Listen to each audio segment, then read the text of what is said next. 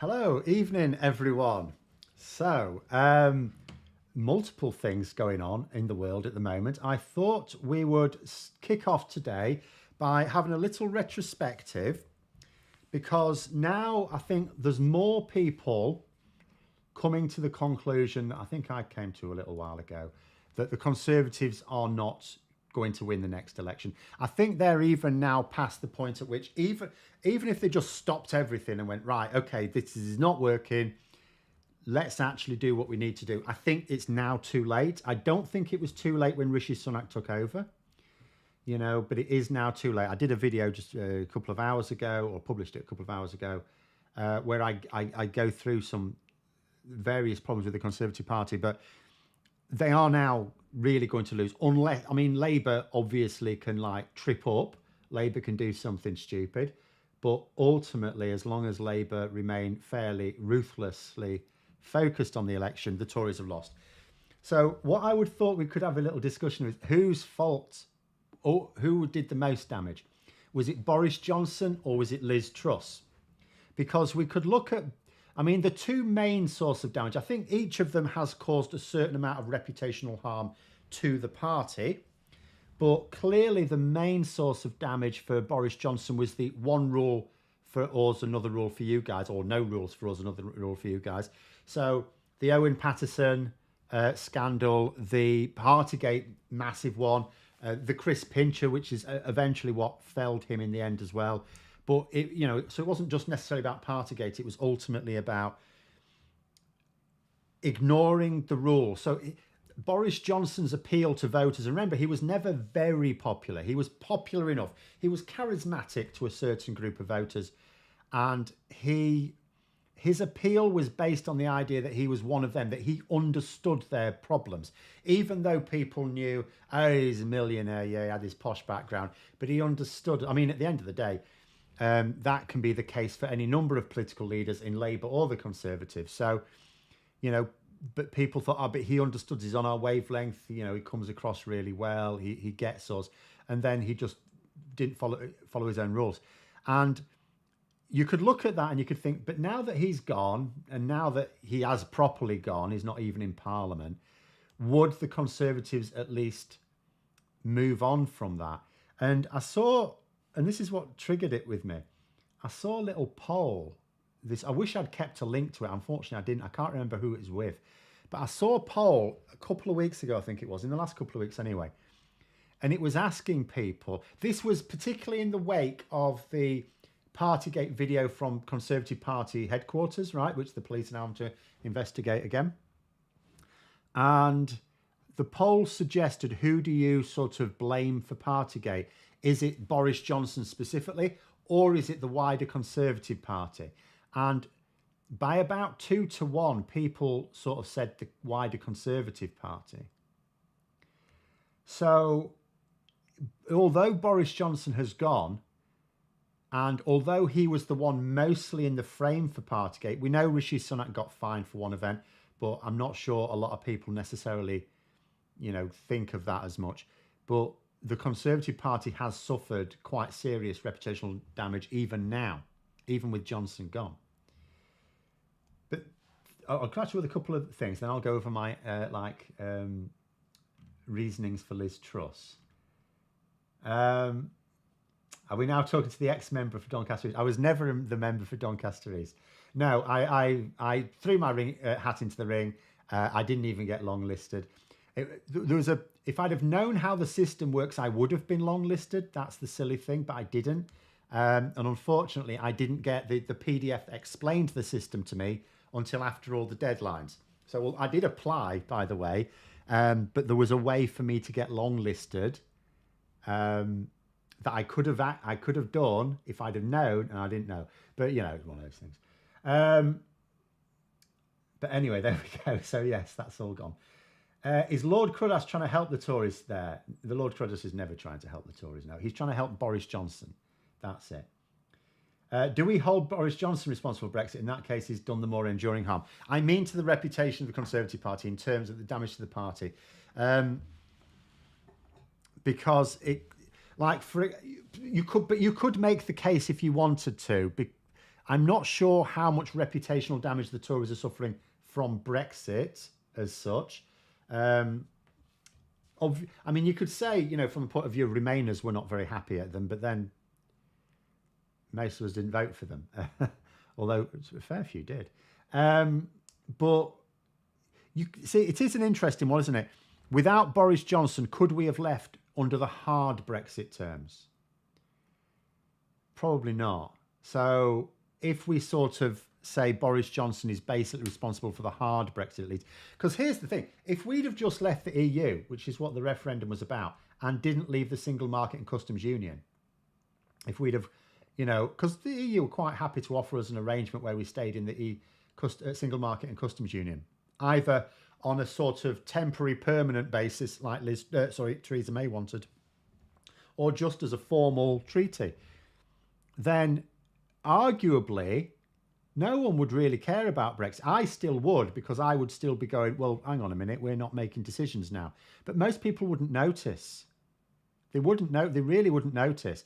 We wouldn't have suffered the trade damage. We wouldn't have suffered anything like that. So we would have had Brexit. We'd have left the EU. The Brexit purists would still be screaming, that's not a proper Brexit because we're still following EU rules. It's like, well, yeah. I mean, we're still following EU rules now. We're still, like, I tried to say, it's one of these idiots, Ben Habib or someone, I can't remember. And I tried to say to him, look, because he's going about being independent again, we need to be independent. He says, like, think about a person. A person's not independent unless they live in a cave, because you still have to follow the rules of society if you wish to be part of society. Even if you're quite wealthy, you still, as some of them are finding out, you still have to follow the rules. Well, it's the same for a country. Unless you want to be like North Korea, and even North Korea has to follow some rules because it depends on China's patronage. But basically, if you want to be a country connected to the world, you follow the rules. And if you don't, then you will be independent on your own, living off roots and grubs. Actually, you won't be, because someone will invade you. No one else will care. You know, so if you want to be part of the world, you follow the rules. We used to make the rules, now we don't. Now we don't. I reckon that the rising cost of mortgage payments will be what cost the Tories the most votes, therefore Truss has caused more damage. So yeah, so we'll come on to Liz Truss then, because certainly this is what has absolutely put the tin hat on it, because Liz Truss, indeed, I will point out, we were getting interest rate rises before Liz Truss came in and monkeyed about. But would those interest rate rises have gone up as much as they have done? Would it have reached the tipping point without her? That seems less likely. So, of course, Liz Truss caused the reputational damage because she destroyed the Tory party's reputation for economic competence, which is why they got rid of her so quickly. Like Boris Johnson, it took them... They knew they needed to get rid of him at the end of 2021. It was, as soon as Partygate blew up, within a few weeks, it was fairly obvious that this was not going to blow over. So it took them half a year to get him to resign, and then another 3 months to actually get rid of him. Liz Truss, no, she was gone in weeks, and there was no great delay between her announcing her resignation and actually being gone. So they removed her fairly quickly, and that was because it's a bit like Boris Johnson caused slow burn reputational damage. She caused instant hit. There was nearly a run on the pound. Liz Truss did everything to the economy that the Tories say Labour would do if they were in power, and then somehow never actually do. Well, you could argue in the late 70s they came very close to it. But yeah, Damien's saying there, for reputational damage, definitely Truss. She destroyed the myth that the Tories are economically competent.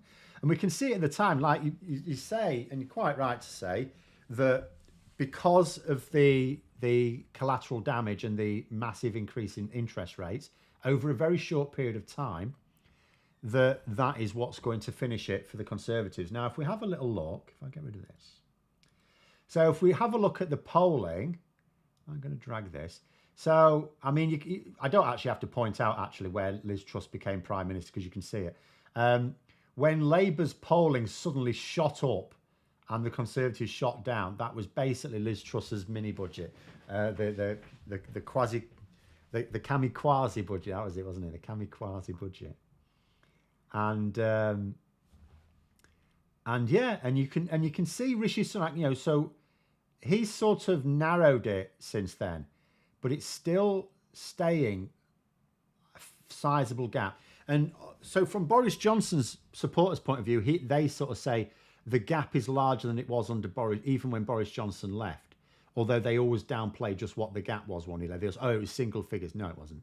It was double figures. But it wasn't as large a gap as it is now. But what I would also say is if Boris Johnson had remained in place, then because some of the damage was going to happen anyway. We were already heading for high inflation. We were already heading for interest rates, as I say, were already rising month on month. And the NHS winter crisis was already biting at the point he stepped down. Not announced he was stepping down, actually stepped down and Liz Truss took over. So whoever had been in charge at the time was going to be suffering some reputational damage. But what I would suggest is, let's say the Tories hadn't been insane and they'd picked Rishi Sunak over Liz Truss.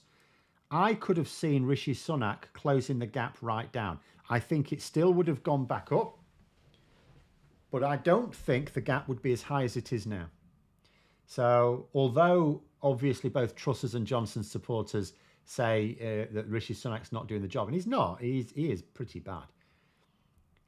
He is suffering from, well, we know he's suffering from the reputational damage over Partygate. That's why he keeps having to talk about integrity.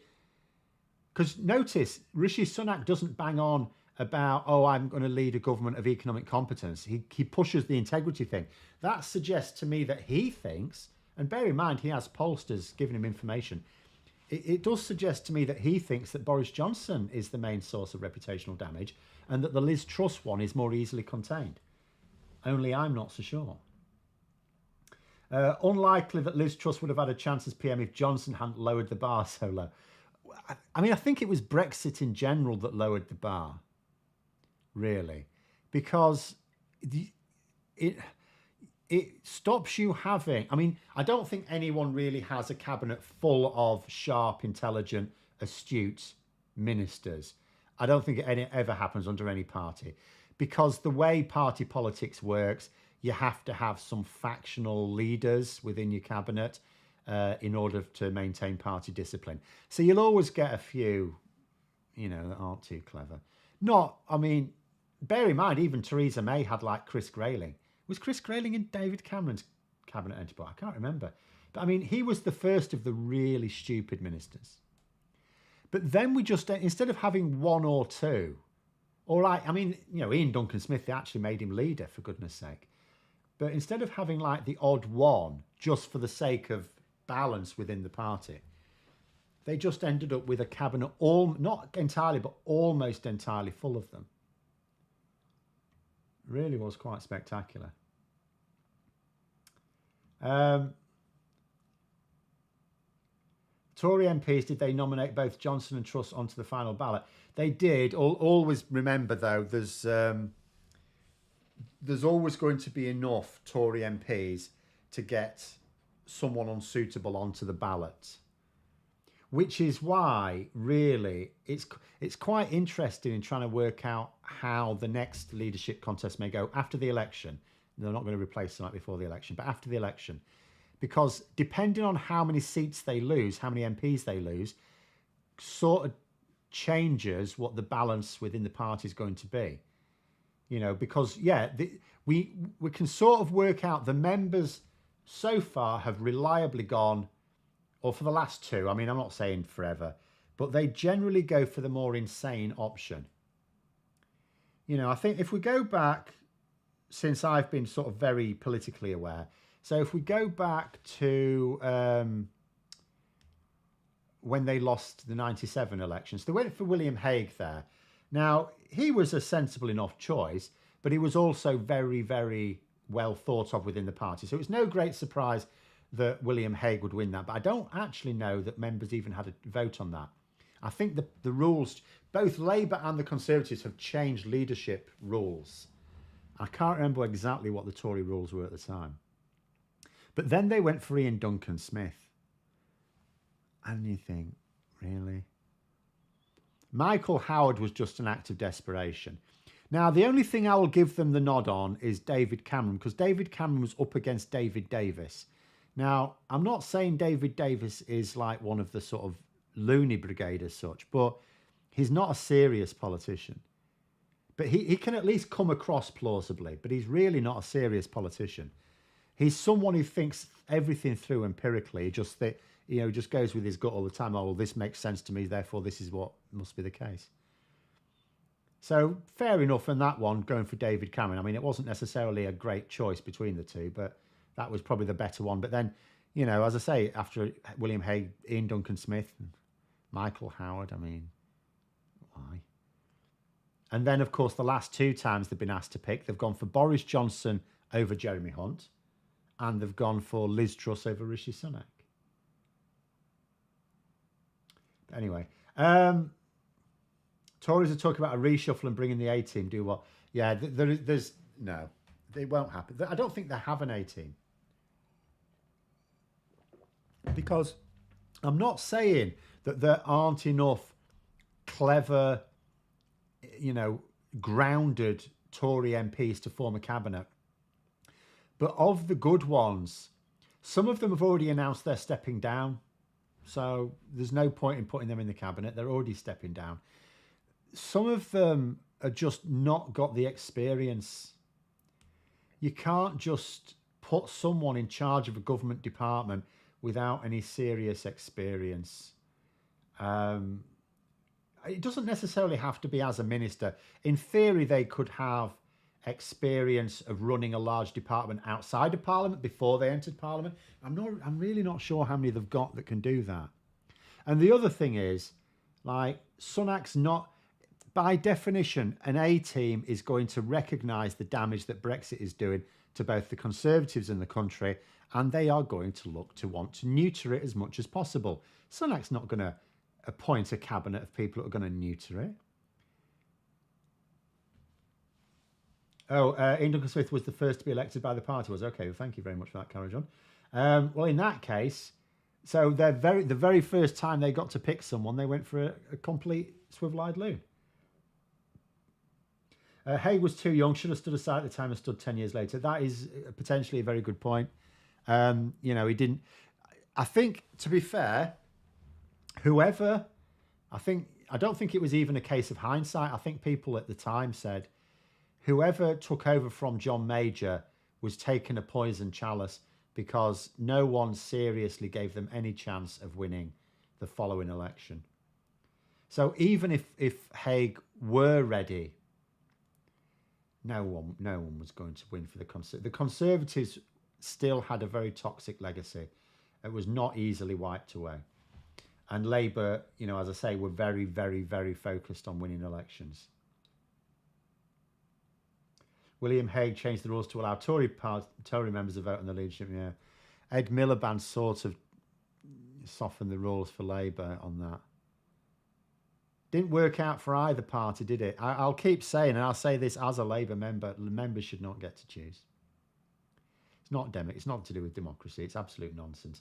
We don't know who's going to be the best one, and leave it to MPs. We choose our MPs, or we choose our candidates. Public choose the MPs, but we choose our candidates. And just let MPs do it. Because at the end of the day, if MPs cannot work out who is the best person to win elections for the party, then you're knackered anyway. Doesn't matter who you get.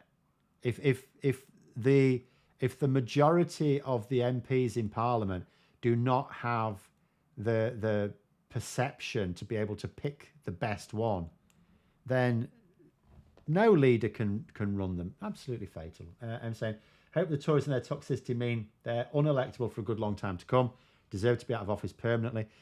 They do, because every time, ultimately, they just, many of them are deliberately corrupt. Many are not. Many are just, but their ideas never work. Like Michael Howard's saying today or yesterday, whenever it was, I think I saw it today, that water privatisation was still the right decision.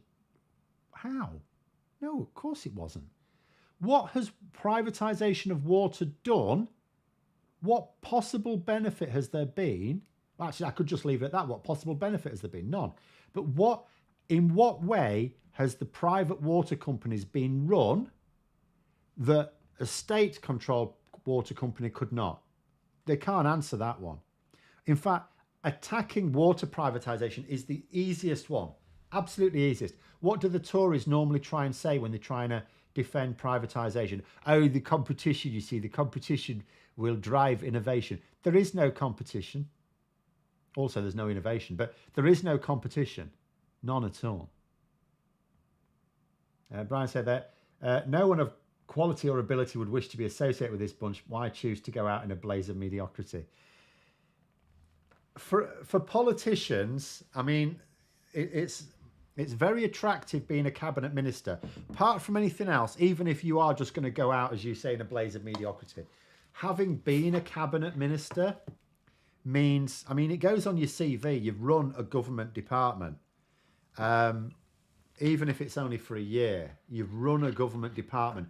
As long as you haven't completely destroyed it, as long as you can claim that you, especially now, because you could say you're taking over the department when it's in a right mess. So as long as you don't look like you've made it even worse, you can use that for future employment. So no, very few people would turn down a chance to serve in the cabinet, even if you think you're on your way out, because you've got to think about what comes later in your career.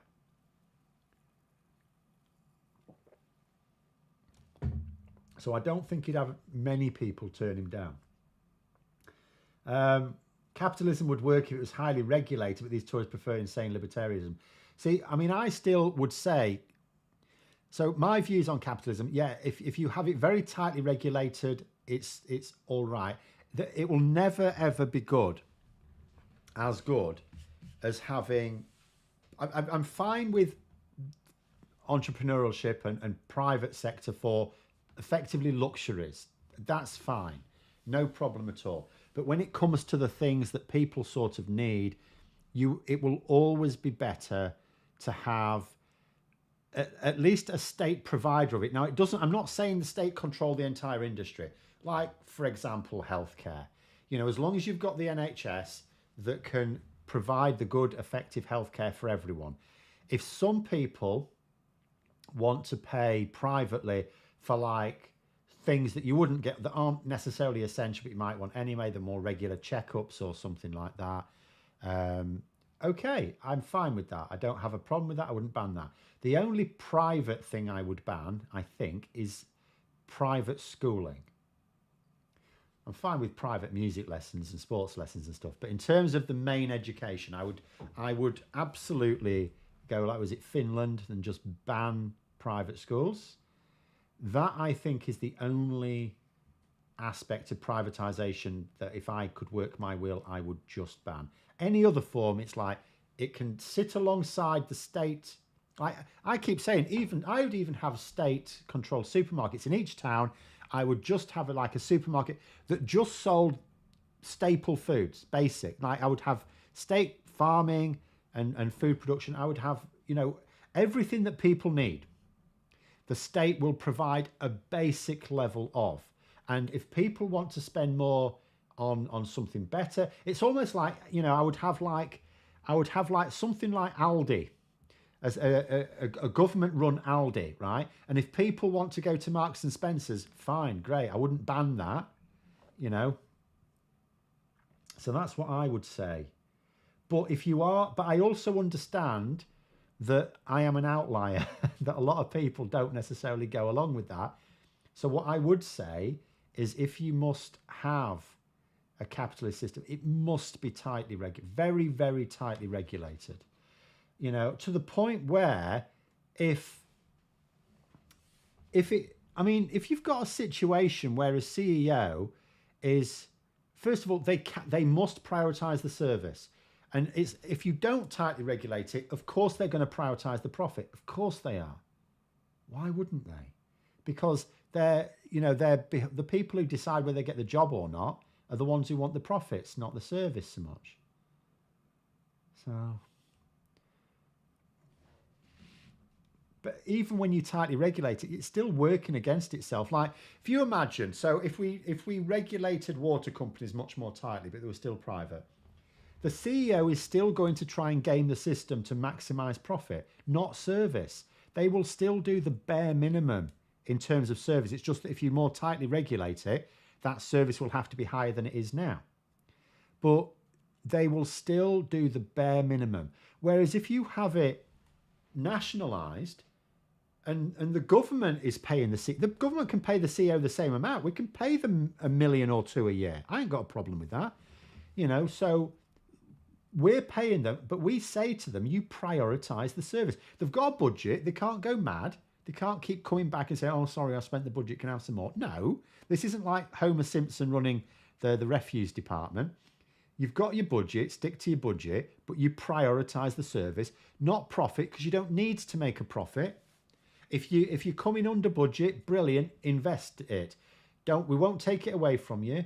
You invest it, that's fine, but prioritise the service. And that will never happen with a privatised model, ever, even a tightly regulated one.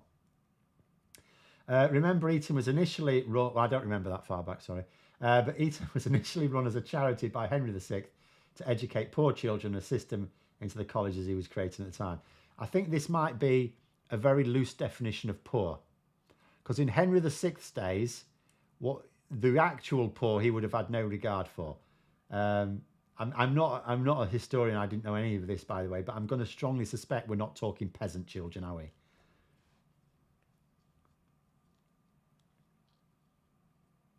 Tory ministers having TV shows that discuss politics and have political guests, surely a conflict of interest. I mean, discussing politics might be being a bit charitable there, but yeah. Well, it's yes, because if you've got a Tory MP playing host and discussing something with another Tory MP, all it's doing is feeding confirmation bias to their viewers, because these two respected people in society are saying the same thing, must be true. No, so there's no debate, and it's done deliberately. They're doing that deliberately. It's to stifle debate, stifles it, because what is the point of having two people on to you can sort of understand having two people that'll be on the same side of politics. I don't have a real problem with that, although it's better if you don't, but But when it's all pre-arranged that they're just going to agree with each other, and it's all pre-arranged to agree with each other. And whenever they do decide to debate someone opposite, like when Jacob Rees-Mogg got Marina Purkiss on, he didn't debate her, did he? He just kept saying she was wrong about everything. Oh no, that's wrong. No, it's not. That's not a debate.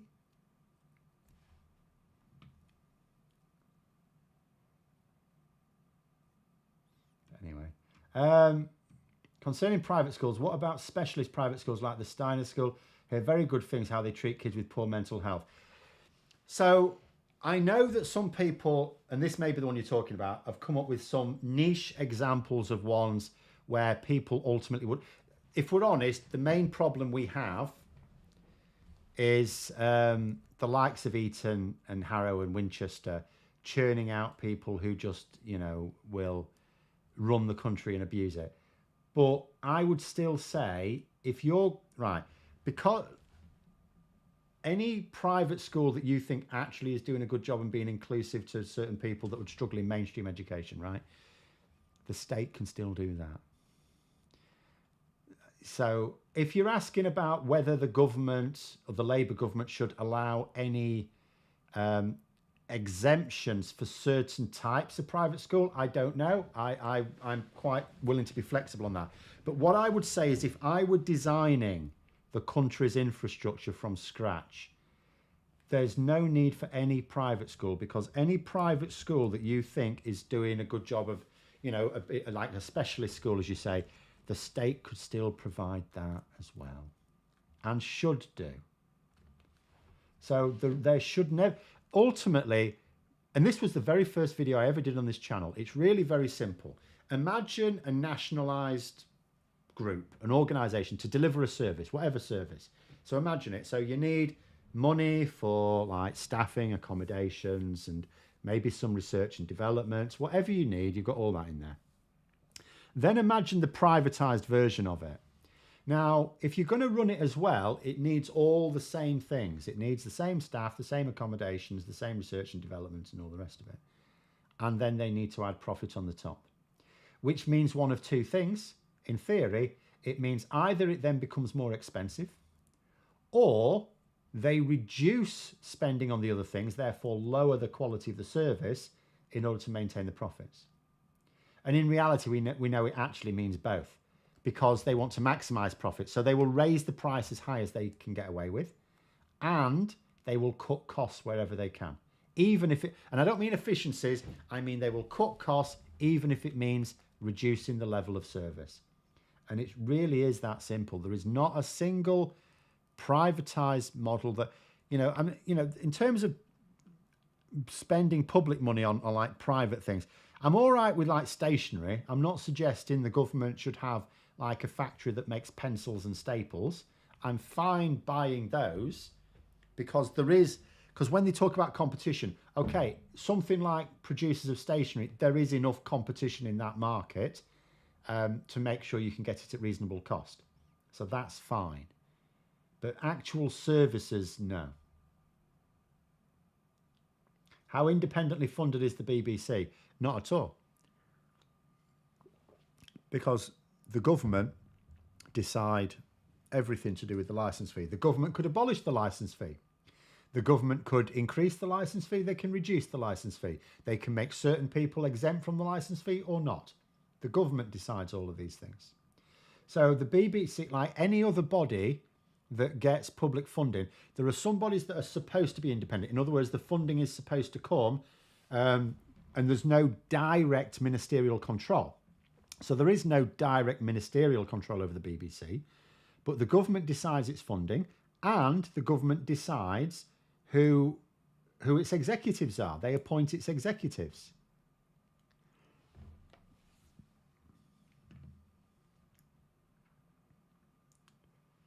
Say there are Quaker-run schools that do a great job and offer free and low-cost places. Well, they can still pay VAT. Keir Starmer's not talking about, but I would talk about banning them. But then I would also talk about making sure the state provides them as well. There is no reason for any private school, even the ones that might be well-intentioned, there is no reason for the state not to provide the same or better quality for less. Does Finland have any private schools? I'm not an expert on Finland. I just gather they made them illegal. As I say, I imagine, there are things... I imagine there are private music and sports teachers and things like that, extracurricular stuff. But I think, when we're talking about our sort of main curriculum schools, I'm pretty sure they don't exist in Finland. What are my views on selective state grammar schools? Should they be abolished? Again, what I would insist on is that everyone has access locally to good quality education.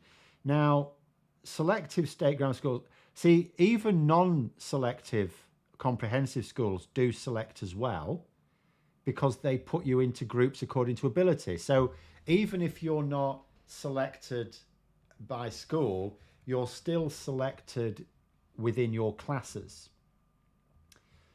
So I don't mind as long as you're not treating those who don't make the cut like second-class citizens by having to make them travel 10 miles away to go to, scum dump comp or something.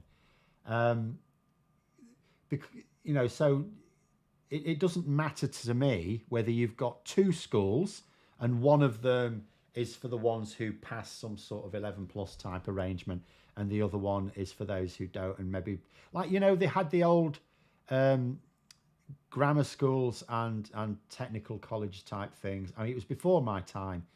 Things like that, as long as everyone is getting a good quality education, I don't mind. But in reality, I don't think there's any need for it. because the schools, the comprehensive schools, will set according to ability, and the thing is, you can set according to different abilities. You know, like when I was at school, and this is quite a long time ago.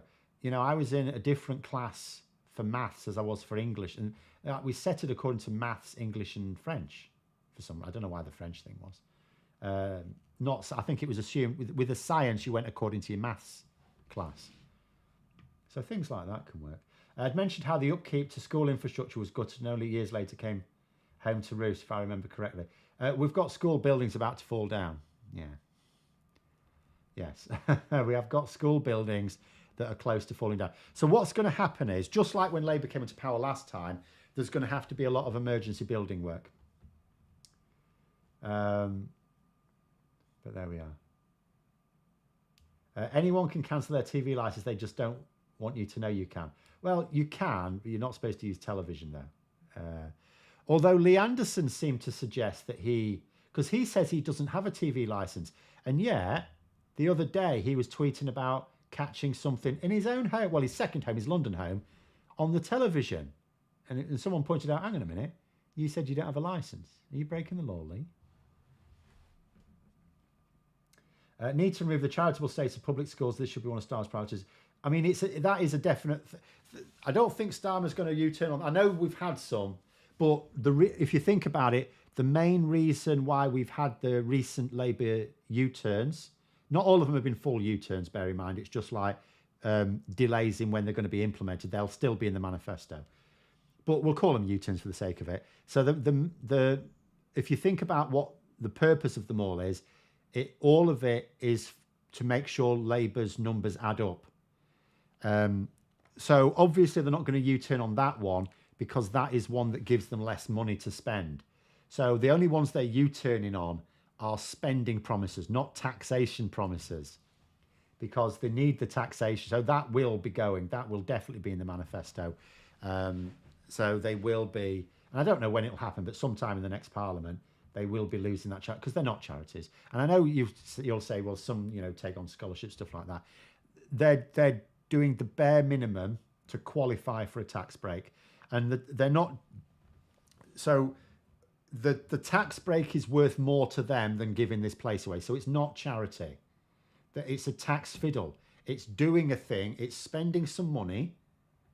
In other words, giving the free education in order to get the tax break, which is worth more. So it's not charity. It's a business fiddle. What I would suggest is this. We'll see just how generous these schools are when they don't get their tax breaks. Would abolishing private just fuel a postcode catchment area war? What it would definitely do, you get that anyway, bear in mind. I've been in teaching long enough to know you get that anyway. When you've got a good school, house prices go up. If a school gets turned around, because sometimes you'll get a school and it was a bit ordinary, and then they completely change it around, new senior leadership team comes in, and sometimes they'll absolutely turn it around. House prices just go up. So you already get that anyway. What will definitely happen though, is think about the sorts of people who send their kids to private schools. Very aspirational parents. So if they can't do that, and they have to send them to state school with everyone else, they will demand higher standards. So they will be very demanding, and they'll be ultimately very demanding of the government. So although I'm not always the biggest fans of those sorts of pushy parents, I've been a teacher, it can come in useful, because they don't just push the schools and the teachers, which is a pain in the arse. They'll also push the MPs. Questionable obscenity. I did see many years ago a guy who did something to the tuning circuit to block BBC channels so as not to pay the licence fee. The thing is, it's nothing to do with the BBC as such. You do. I know they'll think to themselves, well, it goes to funding the BBC, so therefore if I have a device which means I can't get the BBC, it should be fine. No, it's sort of like any... I don't actually know the full rules in terms of all channels, but certainly it was the case that for terrestrial channels, if you have a device that can view any of them, you need a TV license, even a computer. I think they did update something to take account of streaming services, but I'm not sure. I just pay it. I don't care. So I'm not entirely sure what the exact rules are now, but I'm pretty sure just blocking the BBC wouldn't do it. There was a time when I was unemployed and I stopped paying the license fee, but I also wasn't watching television. And I had them come round one time and I was able to show them I had no functional telly. So that was quite easy. So they came around and said, oh, we've detected a signal. I said, have you really? And I knew they hadn't because I genuinely wasn't watching it. So I invited them in, went around every room and they could verify there was no functional television. There was a television, but it was disconnected from everything. And of course, because they knocked on the door in surprise, I wasn't expecting them and brought them in. Obviously, I can't have just done that ahead of them. Will Labour be able to turn around workers' rights should the Tories set fire to them after the retained EU law act? It will be an act now, yes, I'm afraid. Why isn't no one talking about this? So, well, I mean, again, it might be our old friend Labour not very good at messaging. Labour have made a commitment this year that in their first 100 days, they will not only repeal all of the anti-strike legislation the Tories have introduced in the last few years, but they're also going to introduce something called the Employment Rights Bill. And at the moment, we don't know the details because I strongly suspect the Employment Rights Bill will contain all the employment rights that are currently being removed. So, yes, we know that they are going to introduce something called the Employment Rights Bill within the first 100 days. And because we haven't heard the detail of what will be in it, I think it's going to be, I think they've probably obviously got some ideas already, but I think they're waiting to find out what gets removed. So I think it's going to be a bill that will restore everything that is being removed by this parliament, if you see what I mean. But yeah, in terms of the why is no one talking about it, I think it's just Labour messaging, ultimately. I think it's our old friend Labour messaging. Because it is anything that they're talking about introducing the first 100 days, they must think is a real, like a voter attractor, shall we say, or vote attractor. So why wouldn't they trumpet it? Unless it's because they think to themselves, oh, but then people will ask us for the details and we don't know yet. But I don't see anything wrong with saying, well, it will include features such as this, but it's going to have to be flexible because the Conservatives are currently taking away your workers' rights. They're still doing it. We will put all of them back in this bill. So we're keeping a tally every time they're removing. Because you could use that to then explain to people. People may not be aware they're losing their workers' rights at the moment.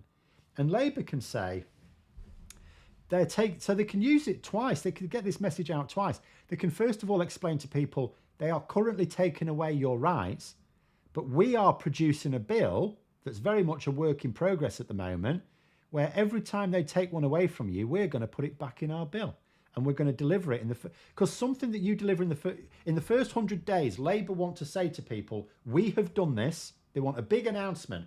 Keir Starmer will want to address the nation after 100 days and say, we have done this. Can you feel the difference? Because it needs to be something where they can feel the difference. So yeah, it's an absolute madness that they're not banging on about it to me. Phil, just quick from Don. Election earlier than January 2025. Do I have a gut feeling for an early election happening at all? Yes, next summer. I think they'd be better off having it this autumn, but I don't think they're going to. I think even they recognise it would be insane to have it next autumn. And as for either winter, only if they want to be left with double numbers of MPs, I think. Could you imagine? See, Boris Johnson, I'll take you back to 2019, when it wasn't just patients left on trolleys in the corridors, it was on the floor because there weren't enough trolleys. Ill people just laying around because there weren't enough trolleys.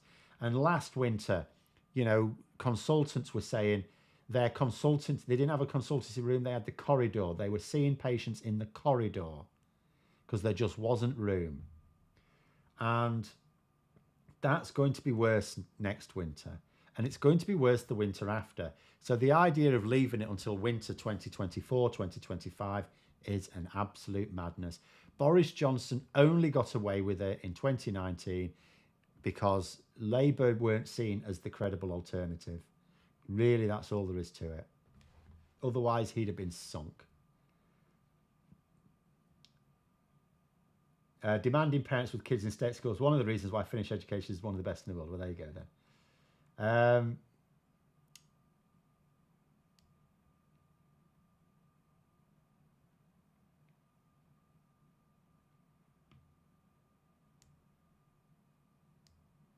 Yeah, someone's saying TV license is not to view, it's to receive. You had to have a license for a VHS recording device, even if you had no telly. I mean, I know it has changed a bit, but yes, I will absolutely promise it will not be the case. Simply blocking the BBC would get around it. It would not.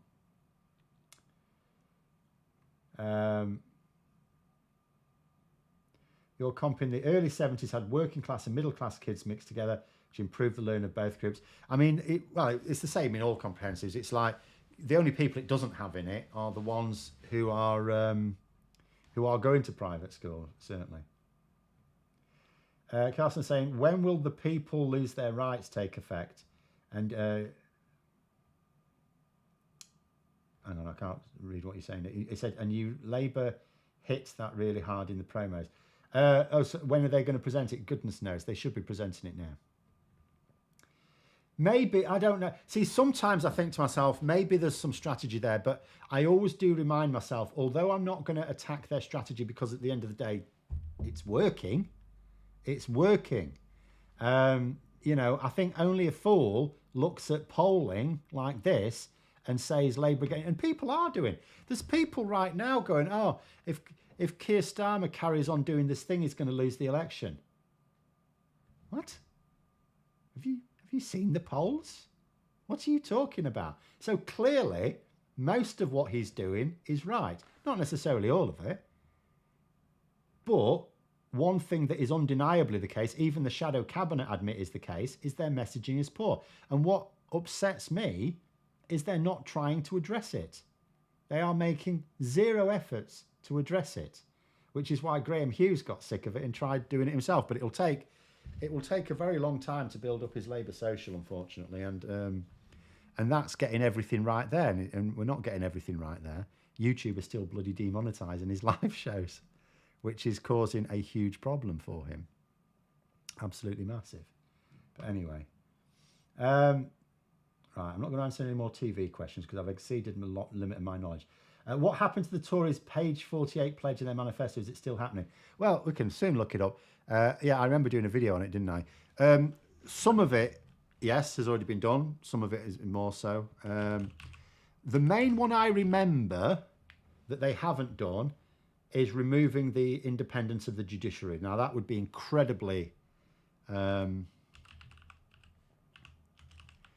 would be incredibly dangerous. They haven't as yet done that.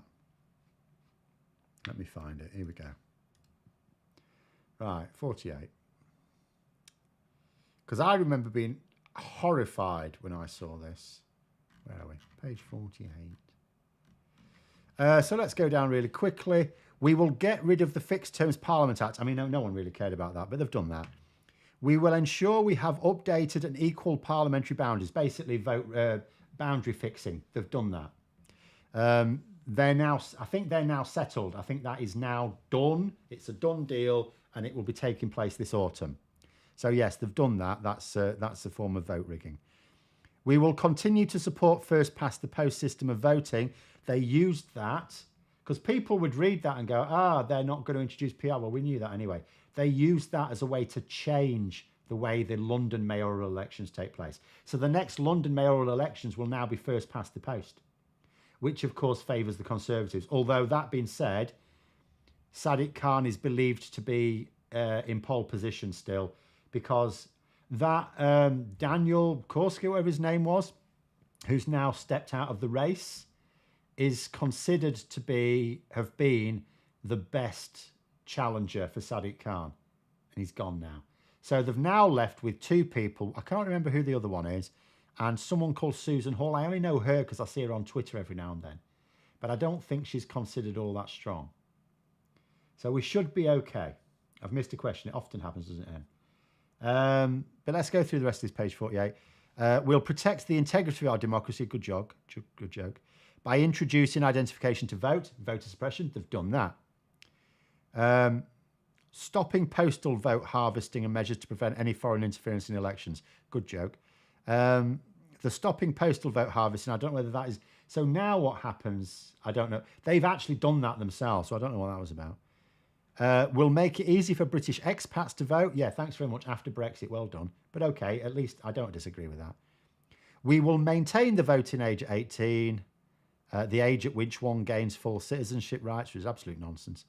The only citizenship right you get at 18 that you didn't have at 16, as far as I know, is the ability to vote. Well, it's drinking as well, but I mean, that's just ridiculous. What else? We will champion freedom of expression and tolerance. Sounds nice, but what they actually mean is we will allow people to use hate speech. To support free speech, we will repeal Section 40 of the Crime and Courts Act 2014, which seeks to coerce the press. In other words, remove rules for the press on making sure they can report reasonably accurately. So I don't actually think they've done that yet, though. I don't think they've done that. I would have to check.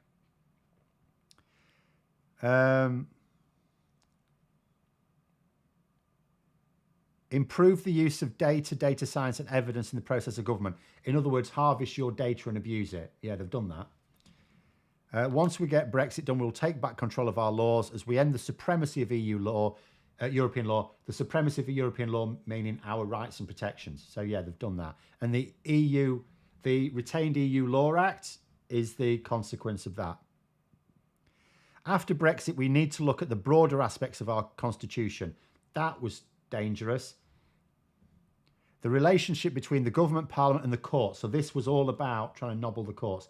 Now, to a certain extent, they have done a little bit, but they haven't actually removed the independence of the judiciary. They have put pressure on them at times, but they haven't actually removed that independence. But they have, of course, stopped the Electoral Commission being independent. So yeah, a fair amount of that has actually happened. Right, let's go through some more questions. I'm German living in Switzerland, so English is my third language, but I have a lot of friends in the M62 corridor and I'm worried about them. I am less worried than I was. I think if people... Oh, I'm waiting for Phil's comment now. I shall try and look out for it. I think if people... if the Conservatives... Because after the 2019 general election, you looked at it and you think, right, the Tories are now in for like 9 or 10 years now, aren't they? You just thought that. Whereas now we're in a much better position. So yes, they've rigged the boundaries in Cumbria. They've rigged them everywhere. They've nicked seats off Scotland, for example, and added them to the south of England where the Tories live.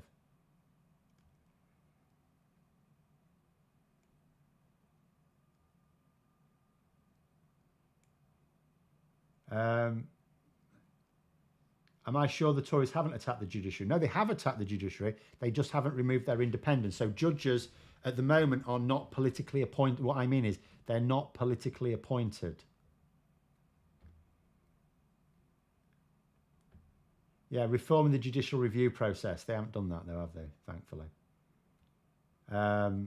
What's my view on solutions? And in fact, this is why they wanted to change judicial review, because at the moment they're facing a judicial review and they could easily lose it.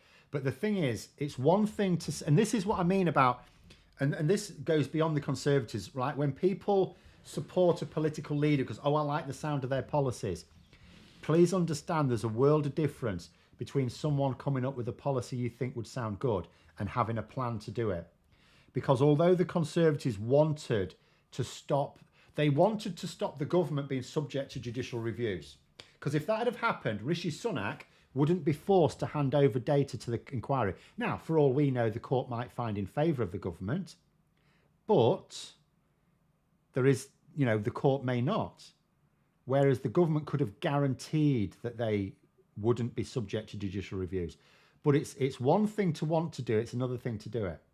Because turning a policy into legislation that works is not always straightforward. And some things are very... So they did actually want to do that, and they couldn't come up with a way to do it.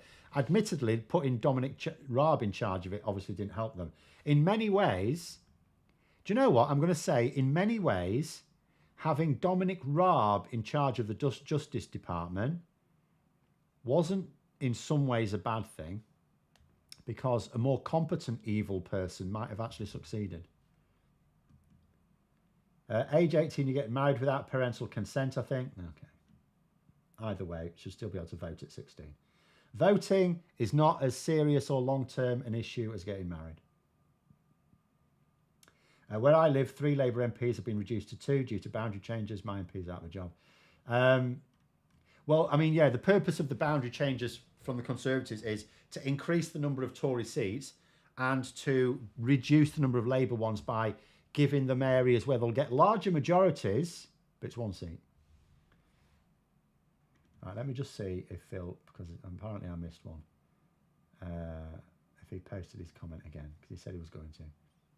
Oh, Sue saying, he's talking about Derek, sorry, that's a question to someone else. Things Labour should immediately repeal, retained EU law, but... All right, okay, well, I'll go through one at a time. Retained EU law, but I don't think it's as easy as repealing, because, like, the Act itself doesn't sit on the statute books as I understand it.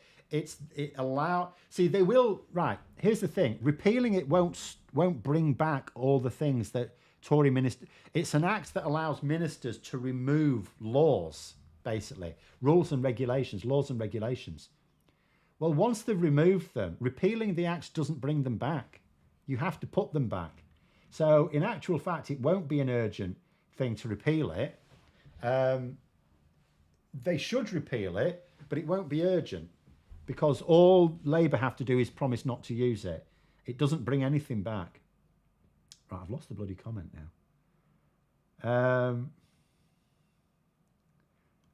Oh, it is.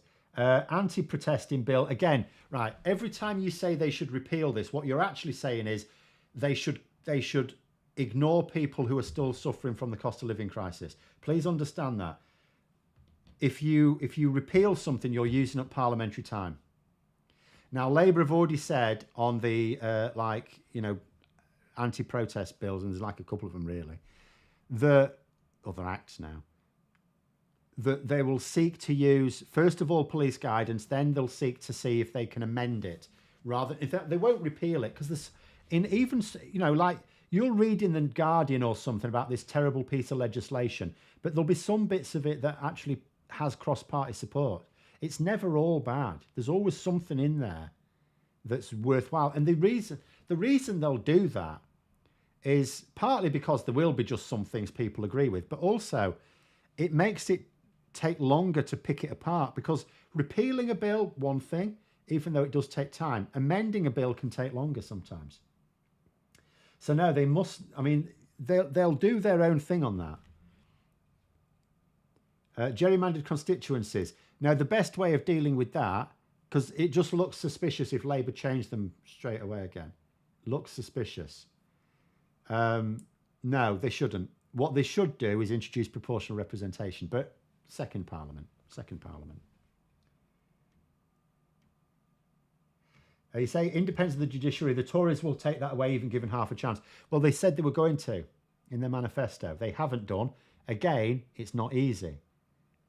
In fact, I don't know how much more terrible things would be if, for example, we didn't have COVID and Partygate. It may be that COVID and Partygate, despite the damage it's done, actually helped us a bit. What's my thoughts on the independence of the Bank of England, and should other policies be similarly independent? So, just to be clear about what it means, the independence of the Bank of England, because it's not really independent. There are 2 ways in which it's not as independent as some people may imagine. First of all, the Chancellor has regular meetings with the Governor of the Bank of England, and they appoint the Governor of the Bank of England. So they have some significant influence over them because they hire and fire the boss, as well as talk to them on a regular basis. The other thing is, although the Bank of England committees, and obviously when we talk about interest rates, it's the Monetary Policy Committee, although they make their decisions independently of governments, the government can overrule them. So it's not that the government have no power. Like, you know, if Rishi Sunak or Jeremy Hunt try to claim they have no control over interest rates, they do. When the Bank of England last week chose to increase interest rates by 0.5%, if the Treasury disagreed with it, and we know they don't, Jeremy Hunt's in favour of it, but if Jeremy Hunt had disagreed with that policy, he could overrule them. The reason why Labour made it independent is they didn't make them a law unto themselves. It was just to stop politicians habitually monkeying about with interest rates and other things as well. So, like, the government, if they really think they're getting it wrong, can intervene and they can say, no, we're going to do this. But it will be a big deal to do it and it will be newsworthy. So it's just to stop them doing it too much, but they can do it whenever they want. But should other things have that? I mean, in theory, they already do. Like the BBC is supposed to be independent of the government, but just like the Bank of England, they make appointments. You know, so anything, there's lots of things that should be independent of government. And I would set up cross-party groups of MPs to run them. I mean, I talked about with the BBC, instead of the normal board of governors, have a group of MPs, cross-party MPs, where no one party, including the party of government, has more than a third of all the seats on that board. So no one party can overrule all the rest. You can give the party of government you could have the party of government, say, having a third of the seats, so they don't need a lot of supports to get their way, but they need some. And you could do the same for all sorts of things. You know, you could have select committees directly overseeing various institutions without any government interference at all. That would be entirely possible. But there we go. Don't count your parts before they're hatched. No. The Conservatives are losing the next election. Oh, Phil, I see. Okay.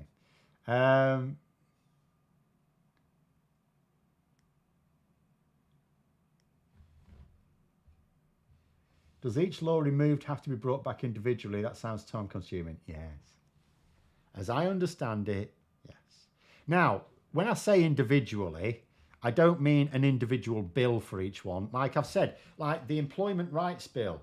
So all of the rules and regulations that the government are going to now remove via their retained EU law bill, or it will be an act soon, Labour can just dump all of those into the Employment Rights Bill. So it can all go in the same bill, but they will all have to be debated and considered separately, yes. And it will be time consuming. Although I love my optimism of second parliament. Well, okay, well, let's look at the scenario. I accept that Labour are going to come storming into power and then their popular appeal will fade because then they'll be in government. You know, familiarity breeds contempt and all that. But I think the Conservatives have really poisoned the well this time. And also, I have every faith that they're going to appoint an absolute lunatic as their next leader. I could be wrong. But look at what they've got a choice of. Suella Braverman is properly insane, utterly insane. And she's also administratively incompetent. So she's not even clever insane. She's not like a mad genius or anything. She's a mad idiot, right? Who else have they got? Penny Mordaunt. Penny Mordaunt has not been entrusted to run a government department by any of the current or previous 4 Conservative Prime Ministers. So she's not been considered competent by Rishi Sunak, Liz Truss, Boris Johnson, David Cameron, Theresa May. And if none of them considered her competent enough to run a government department, and they're all very different prime ministers, is she really going to do a good job of running the party in opposition? I think not. Then who have we got? Kemi Badenoch. I think Kemi Badenoch has... I think she's too... I mean, first of all, if she did become the leader, I think she's incredibly naive. Now, she may well have Michael Gove advising her, but I think she's incredibly naive.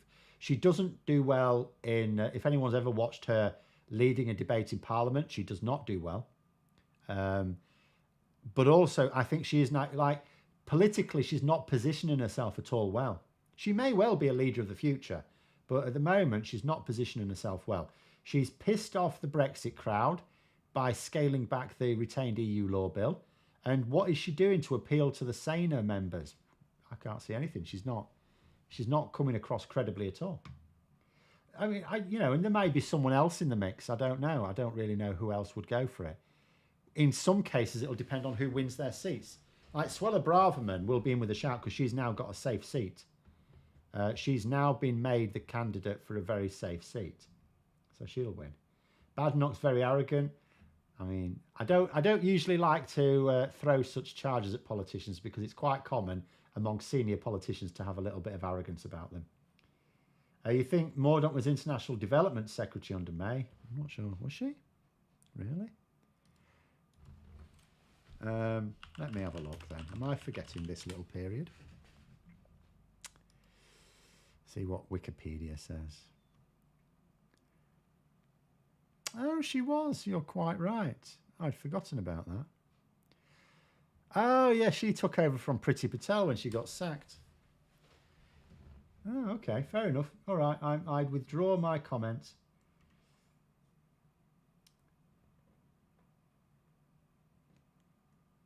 Suella would be entertained as leader of the opposition if they have enough MPs. I'm not sure. I really wouldn't look forward, even though Suella Braverman would be absolutely useless. She's also incredibly toxic, and she will continue. I mean, I don't know what Labour's plans are for the media. They need to, and I think they will, increase regulation, but they certainly need to. You can't obviously regulate MPs. And Braverman would be given a platform. In fact, arguably, her platform of leader of the opposition will be larger than it is now as Home Secretary, because she will be leading her party and deciding policy. I think she would be incredibly toxic, and I don't see any net benefit in having Suella Braverman leading the Tories. I don't see any net benefit at all, even if it means they only win 100 seats at the following election, which I don't think will happen. Because apart from anything else, if she's even in the position to do that, the Tories they're ruthless. If they don't think their leader's going to win the election, they will get rid of him. They got rid of Ian Duncan Smith. He didn't lead the Tories into a general election. They let him be leader for a bit and thought, oh my God, no. No. And they got Michael Howard in, which didn't end up any really much better, but still. James Cleverly, I don't think has leadership ambitions, really. In fact, quite frankly, I'm amazed he has the ambition to get out of bed most days. He has no energy at all. What do I think of Darren Jones, the Labour MP who has brought the post office and supermarkets to book? I think he would be a good minister in the making. Now, hang on a minute. Let me just have a look. Oh, I remember. Yes. See, some people, it's very difficult to know. It's like, in the workplace, isn't it, going up the corporate structure, like the Peter Principle type thing. People get a job, they do really well in it, so then they get a promotion, but the job they're promoted to isn't the same skill set. So they were promoted on the basis of being really good at the job they had. So maybe they'll be good at the new job, or maybe they won't.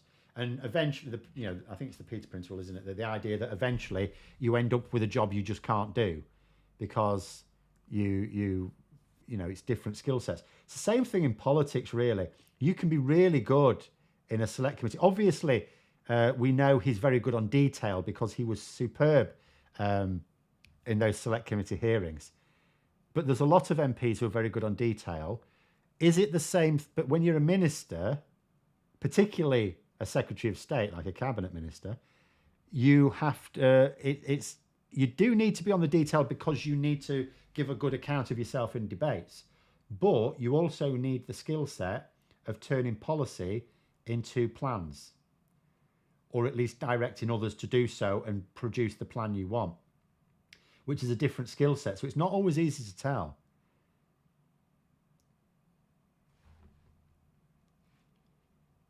The other thing to note is that not all MPs want to be a minister because there's certain advantages to being a backbencher. First of all, you can spend more time on your constituency, and some people are in constituencies where either they will feel they need a lot of attention, particularly if there's high levels of like deprivation, you need lots of like financial hardship surgeries, or it's a marginal constituency and you really need to show your local constituency you're there from. If you're a minister, you can't spend anywhere near as much time in your constituency. And some people also just want the freedom, because there's all sorts of different responsibilities. So as we've seen this weekend, there are certain responsibilities for being a member of the party. Then there's extra responsibilities if you're like representing the party, for say as a councillor or something. Then as an MP, although I've just seen this evening John Cruddas, a Labour MP, completely out of order, attacking his own leadership. You know, the number of times I told Jeremy, well, he never listened to me, obviously, but I said that Jeremy Corbyn should remove the whip from, you know, Labour rebels. And I'll say the same under Starmer.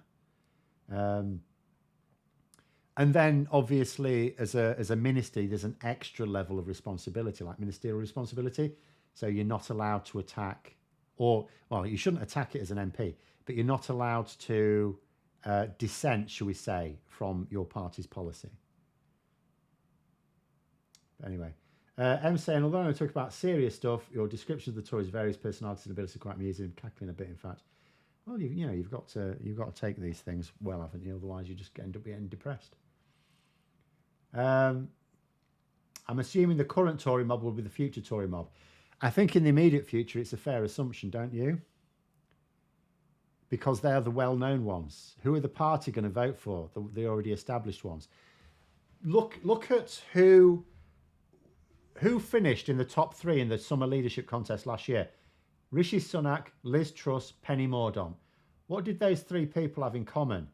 For 6 months before, they were all canvassing opinion in their party. It was well known. All of them were actively seeking support of MPs ahead of a leadership contest. Everyone else in the competition only started to try and gather support once Boris Johnson announced he was stepping down. So the 3 who made it right to the end were the ones who, in advance, had been building up their support. The same thing will happen. Suella Braverman is already starting to try and do that. I don't know whether... Well, Penny Mordaunt presumably is trying to cultivate some support as well.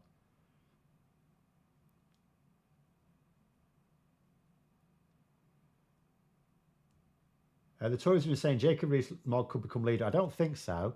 I think he's as likely as not to lose his seat. So there's every chance. I don't think it's certain, but I think there's every chance Jacob Rees-Mogg is not an MP after the election.